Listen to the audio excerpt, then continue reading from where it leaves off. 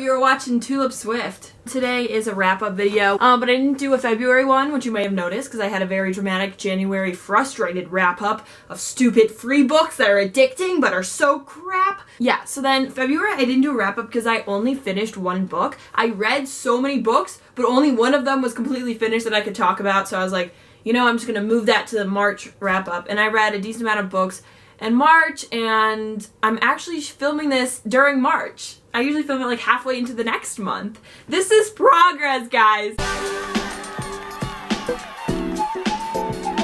Progress. So the book I read in February, I was on iBooks and I was kind of scanning the young adult romance or whatever. Like, not that I scan that regularly, but a free one was, I saw Colleen Hoover, and I know that Christine loves her. It's called Hopeless. And it had this ugly word art cover, but I looked it up and there's like a different cover that's better. Anyways, Hopeless is about a girl named Sky. She's adopted, so she has one mom, and she's very like introverted and kind of independent, and then she falls in love with like the bad boy. His name's Holder. This book took like a huge turn. Like, I thought it could have been like a preteen romance novel, and then it was just like BAM! And then immediately it was like thriller, mystery, erotic fan fiction, like everything you can think of. This book went all over the place. And not just like crazy, like, oh, so cute drama. Like, no, this book goes like really dark. Looking back like a month later and reading Hopeless, like, I just remember I could not put it down. And that's my favorite quality in a book. So if you look for that, like, go for it, read Hopeless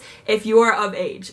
Like, I had such a slump in February, and then I read this so fast, and then I just like went back to the slump phase. It was really bizarre. Anyways, I loved it. And then March 8th came along, ladies and gentlemen, and I made a vlog that is online like a week after, which is not that bad, okay? For me, a week after is decent. Anyway, so you know what I'm talking about. March 8th, 2016, Lady Midnight release day by Cassandra Clare, the first book in the Dark Artifices, which is the sequel series from The Mortal Instruments, which is what the new show Shadowhunters is based on. So like, you guys are like, duh, Abby, we all know this. This book takes place in the Shadowhunters universe, which is, if you haven't read, this series is what it's, same author, what it's from is the City of Bones thing that everyone talks about. This is 5 years after the last Mortal Instruments book. This girl named Emma Carstairs in the Los Angeles Institute and her parabatai Julian. I got the Barnes & Noble edition, which has Emma's Guide to Los Angeles in the back.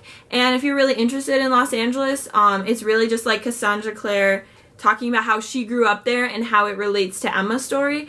And like, there's so many editions. I recommend getting Costco because it has the illustration on the inside dust jacket. This book is huge. I had school off on that Tuesday, which is why I was able to get up early and make the vlog and do all that with my friend. And then I told you in the vlog that I had rehearsal, and what actually happened after I came home, I was so excited to read this. I came home from driving to get the book. I read maybe 1.5 chapters, and then I fell asleep for 3 hours, and then I read like maybe 3 chapters, and then I had to go to rehearsal, and then I came home and I had to do homework. I didn't read the whole book in one day like I had planned, because I was like, there's no school. I can get it and read it all day, and then it won't interfere with stuff the rest of the week. No, that weekend was the show, so all the Monday through Friday was like dress rehearsals, and then Thursday, Friday, Saturday was the show.